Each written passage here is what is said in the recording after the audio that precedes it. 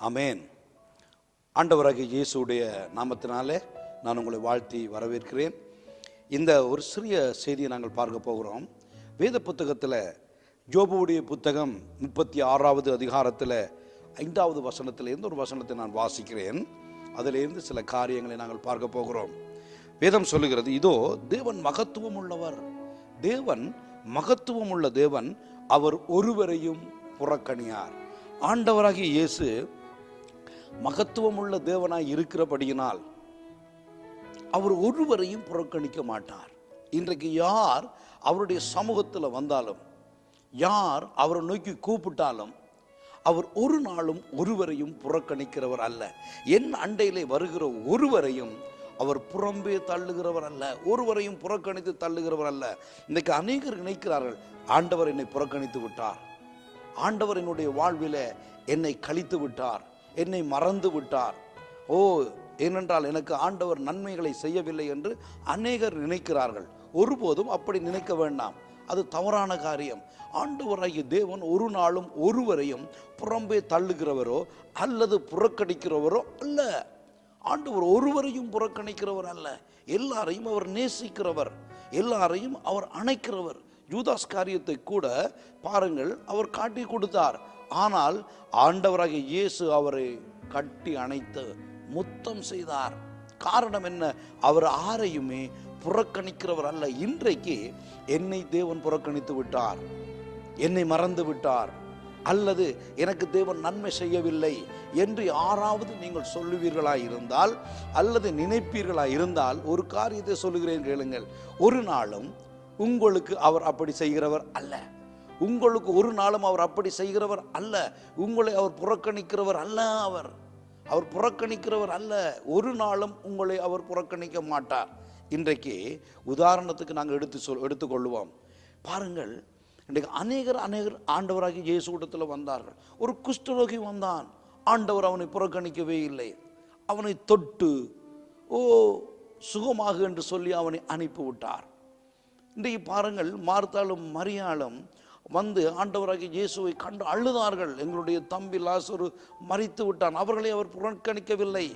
அவர்களோடு சேர்ந்து இயேசு தானும் அழுது, அவனை எங்கே வைத்தீர்கள் என்று சொல்லி கேட்டு அவர்களுடைய கண்ணீரை அவர் துடைத்து அவர்களை அவர் அணைத்து கொண்டார். புறக்கணிக்கவே இல்லை. ஒரு நாளும் அவர் ஒருவரையும் புறக்கணிக்கிறவர் அல்ல. எப்பேற்பட்ட மனுஷர்களாக இருந்தாலும், நீங்கள் இந்த செய்தியை கேட்டுக்கொண்டு இருக்கிற யாராக இருந்தாலும், எப்பேற்பட்ட பாவியாக இருந்தாலும், எப்பேற்பட்ட பொல்லாத மனுஷனாக இருந்தாலும், எல்லாராலும் கைவிடப்பட்ட நிலையில் நீங்கள் இருந்தாலும், உங்களை அவர் ஒரு நாளும் புறக்கணிக்கிறவர் அல்ல. உங்கள் தாய் சில சமயம் உங்களை மறந்திருக்கலாம், அல்லது உங்களுடைய தகப்பனார் உங்களை புறக்கணித்து இருக்கலாம், அல்லது உங்களோட கூட பிறந்த சகோதரிகள் புறக்கணித்து இருக்கலாம். ஒரு கணம் உங்களுடைய நண்பர்கள் கூட உங்களை அறியாமல் உங்களை புறக்கணித்து இருக்கலாம். ஏன், சில பேர் உங்களுடைய கணவன் கூட உங்களை புறக்கணித்து இருக்கலாம், உங்களுடைய கணவன் கூட உங்களை புரியாமல் நடந்திருக்கலாம். ஆனால் ஆண்டவராகிய இயேசு கிறிஸ்து உங்களை புறக்கணிக்கிறவர் அல்ல, உங்களை புறக்கணிக்கிறவர் அல்ல. ஒரு நாளும் உங்களை அவர் புறக்கணிக்கவே மாட்டார். நீங்கள் கவலையாக இருக்கலாம், கஷ்டமாக இருக்கலாம், துன்பமாக இருக்கலாம், தீவிரமாக இருக்கலாம், வியாதியாக இருக்கலாம், எப்பேற்பட்ட நிலையில் இருந்தாலும் உங்களை அவர் புறக்கணிக்கிறவர் அல்ல. யாரும் அப்படி நினைக்காதீங்க. இயேசு என்னை புறக்கணித்து விட்டார் என்று சொல்லி யாரும் நினைக்காதீங்க. இயேசு ஒரு நாளும் அப்படி புறக்கணிக்கிறவர் அல்ல. அவரை தேடி வருகிற ஒவ்வொருவரையும் பாருங்கள். ஒரு திமிர்வாதக்காரன் வந்தான், அவன் அண்டையில் சுமந்து கொண்டு வந்தார்கள். ஆண்டவர் அவனை புறக்கணிக்கவில்லை. ஆண்டவர் அவனை புறக்கணிக்க, அவனுடைய பாவத்தை மன்னித்தார். அவனை பார்த்து சொன்னார், எழுந்து நீ நடந்து போ என்று சொல்லி அவன் படுக்கையை எடுத்துக்கொண்டு நடந்து போனான். எல்லாரும் கண்டு வியந்து போனார்கள். ஒரு நாளும் ஒருவரையும் அவர் புறக்கணிக்கிறவர் அல்ல. யார் அவர் அண்டையில் வந்தாலும் அவர்களுடைய பிரச்சனைகளை தீர்த்து அவர்களை நேசித்து அவர் ஜீவன் உள்ள தேவன் என்று சொல்லி நிரூபிக்கிற தேவன் அவர். ஒரு நாள் ஒரு தகப்பன் வந்து சொன்னார், என்னுடைய மகள் வியாதியாக இருக்கிறாள் என்று சொல்லி கொஞ்ச நேரத்தில் வேற காரியங்கள் நடந்து கொண்டிருக்கிற பொழுது பிள்ளை மரித்து விட்டாள். அவர் சொன்னார், அந்த தகப்பனை அவர் புறக்கணிக்கவே இல்லை. அந்த தகப்பனோடு அவர் கூட போனார். அந்த வீட்டில் மரித்து போன அந்த பிள்ளையை எழுப்பி கொடுத்தார். காரணம், அவர் ஒருவரையும் புறக்கணிக்கிறவர் அல்ல. இன்றைக்கு அநேகர் நினைக்கிறார்கள், ஆண்டவராகிய இயேசு என்னை புறக்கணித்து விட்டார், என்னுடைய குடும்பத்தை புறக்கணித்து விட்டார், எங்களுடைய சபையை புறக்கணித்து விட்டார், எங்களுடைய பிஸ்னஸை புறக்கணித்து விட்டார். நோ, ஒரு நாளும் ஒருபோதும் அவர் புறக்கணிக்கிறவர் அல்ல. உங்களை புறக்கணிக்கிற தேவன் இல்லை. அவர் ஒருவரையும் புறம்பே தள்ளாதவர். எல்லாரையும் கட்டி அணைத்து முத்தம் கொடுத்து அவருடைய பிரச்சனைகளை தீர்க்கிற தேவன் அவர். எல்லாருடைய பிரச்சனைகளையும் அவர் தீர்க்கிறவர். இன்றைக்கு தகப்பனாக இருக்கலாம், தாயாக இருக்கலாம், பிள்ளைகளாக இருக்கலாம். இன்றைக்கு பெற்றோர், இன்றைக்கு பேரண்ட்ஸ் நினைப்பார்கள், பிள்ளைகள் எங்களை புறக்கணித்து விட்டார்கள் என்று. வயது முதிர்ந்த தாய்மார், பிள்ளைகள் புறக்கணித்தாலும் புறக்கணிக்காத ஒருவர் இருக்கிறார். அவர் ஆண்டவராகிய இயேசு கிறிஸ்து. அவர் ஒருவரையும் புறம்பே தள்ளுகிறவர் அல்ல. அவர் புறக்கணிக்கவே மாட்டார். இன்றைக்கு தாய் அல்லது தகப்பன் வேதனையோட, துன்பத்தோட, துயரத்தோட நீங்கள் இருக்கலாம். ஒரு காரியம் சொல்லுகிறேன், கேளுங்கள். இயேசுவை கூப்பிடுங்கள்.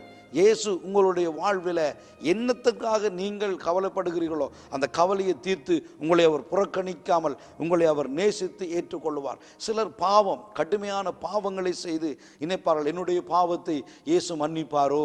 நிச்சயமாக உங்களை அவர் புறம்பே தள்ளவே மாட்டார். ஒரு நாள் கையும் களவுமாக ஒரு விபச்சார ஸ்திரியை பிடித்து கொண்டு வந்தார்கள். கல்லறிந்து கொல்லும்படியாக வந்தார்கள். அவளை பார்த்து, அவளை மன்னித்து, அவளை சந்தோஷத்தோடு அனுப்பிவிட்டார். காரணம் என்ன தெரியுமா? அவர் யாரையும் புறக்கணிக்கிறவர் அல்ல. ஒரு நாளும் ஒருபோதும் ஒருவரையும் எந்த பாவியாக இருக்கலாம், எப்பேற்பட்ட மனிதனாக இருக்கலாம், ஒருவரையும் அவர் புறக்கணிக்கிறவர் அல்ல. அவர் எல்லாரையும் நேசிக்கிறவர், எல்லார் மேலேயும் அன்பு செலுத்துகிறவர், எல்லாரையும் அரவணைக்கிறவர், எல்லாருக்கும் ஆகாரம் கொடுக்கிறவர், எல்லாரையும் உடுத்துவிக்கிறவர். உங்களையும் அவர் உடுத்துவிப்பார். என்னுடைய பிள்ளைய, சில பேரண்ட்ஸ் நினைப்பார்கள், ஐயோ எங்களோட தேவன் எங்களோட பிள்ளையை புறக்கணித்து விட்டார். ஒரு நாளும் அவர் புறக்கணிக்க மாட்டார். உங்களுடைய பிள்ளைகளுக்காக அவரை நோக்கி ஜெபியுங்கள். அவர் உங்களுடைய பிள்ளைகளிடையில கிட்ட வந்து அவர்களை அணைத்து கொண்டு அவருடைய தேவைகளை எல்லாவற்றையும் கர்த்தர் செய்ய வல்லமை உள்ளவராய் இருக்கிறார். ஒரு நாளும் ஒருபோதும் அவர் புறக்கணிக்கிறவர் அல்ல. ஒரு நாளும் புறக்கணிக்க மாட்டார். தயவு செய்து அந்த சிந்தையை மாற்றிக்கொள்ளுங்கள். இயேசு கிறிஸ்து புறக்கணிக்கிறவர் அல்ல. எல்லாரைக்கும் அவர் தேவன். வானத்தையும் பூமியையும் படைத்த தேவன் அல்லவோ அவர். அவர் ஏன் உங்களை புறக்கணிக்க போகிறார்? உங்களுக்காக வல்லவோ அவர் சிலுவை சுமந்தார். உங்களுக்காக வல்லவோ ஆணிகளால் கடாவப்பட்டார். உங்களுக்காக வல்லவோ மரித்தார். உங்களுக்காக வல்லவோ அவர் உயிர் தெழுந்தார். உங்களுக்காக பிதாவினுடைய வலது பார்சத்தில் இன்றைக்கு உங்களுக்காக பேசிக்கொண்டே இருக்கிறார், பரிந்து பேசிக்கொண்டே இருக்கிறார்.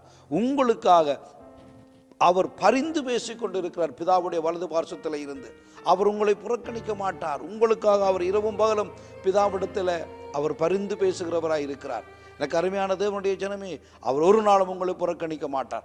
தயவு செய்து அப்படியான எண்ணத்தை எடுத்து போட்டு, இயேசுவே நீர் என்னை புறக்கணிக்க மாட்டீர். காரணம், நீர் மகத்துவம் உள்ள தேவன், நீர் மாட்சிமை நிறைந்த தேவன், நீர் இரக்கம் உள்ள தேவன், நீர் மனதுருக்கம் உள்ள தேவன். ஒரு நாளும் எங்களை நீர் புறக்கணிக்க மாட்டீர் என்று சொல்லி அறிக்கையிடுங்க. வாயால அறிக்கையிடுங்க, இயேசுவே எங்களை ஒரு நாளும் ஒருபோதும் நீர் புறக்கணிக்காதவர். ஆமென். உங்களை அவர் ஒரு நாளும் புறக்கணிக்க மாட்டார். உங்களை அவர் அணைப்பார். உங்களுடைய தேவைகளை அவர் சந்திப்பார். உங்கள் நோய்களை அவர் குணமாக்குவார். எல்லா காரியத்தையும் அவர் வாய்க்க செய்வார். நான் உங்களுக்காக ஜெபம் பண்ண போகிறேன். பரிசுத்த பிதாவே, நீர் ஒருவரையும் ஒரு நாளும் ஒருபோதும் புறக்கணிக்காதவர், ஒரு நாளும் ஒருபோதும் ஒருவரையும் புறக்கணிக்காதவர். யார் இந்த செய்தியை கேட்டு, ஆண்டவரே நான் புறக்கணிக்கப்பட்டேன் என்று சொல்லி வேதனையோடு மனம் திரும்பி, இன்றைக்கு நீர் என்னை புறக்கணிக்க மாட்டீர், என்னுடைய தேவைகளை சந்திப்பீர், என் பிரச்சனையை தீர்ப்பீர், நான் உம்மண்டையில் வருவன், உம்மண்டையில் வருகிற ஒருவரை நீர் புறம்பே தள்ளுவதல்ல, புறக்கணிக்க மாட்டீர் என்று சொல்லி விசுவாசத்தோடு அறிக்கை செய்து உம்மண்டையில் திரும்புகிற பிள்ளைகளை நீர் உம்முடைய ஆணிகளால் கடாவப்பட்ட கரத்தினால அணைத்து கொண்டு அவருடைய தேவைகள் எல்லாவற்றையும் சந்தியும். உம்முடைய கரத்திலே அவர்களை ஒப்புக் கொடுக்கிறேன். நீரோ மகத்துவம் உள்ள தேவன், ஒருவரையும் புறக்கணிக்காத தேவன் நீர் ஒருவர் தான். ஆகவே ஆண்டவராகிய இயேசுவின் நாமத்தினால நான் ஜெபிக்கிறேன். இந்த செய்தி யாரெல்லாம் கேட்கிறார்களோ அவர்களை நீர் புறக்கணிக்காமல் அவர்களை அணைத்து கொள்ளும், அவருடைய தேவைகளை சந்தியும். இயேசுவின் நாமத்தில் ஜெபிக்கிறேன் நல்ல பிதாவே, ஆமேன், ஆமேன். அருமையான தேவஜனமே, நிச்சயமாக அவர் உங்களை புறக்கணிக்க மாட்டார். உங்களுடைய தேவைகள் அனைத்தையும் அவர் சந்திக்க வல்லமை உள்ளவர். கர்த்தர் உங்களை ஆசீர்வதிப்பார். ஆமென்.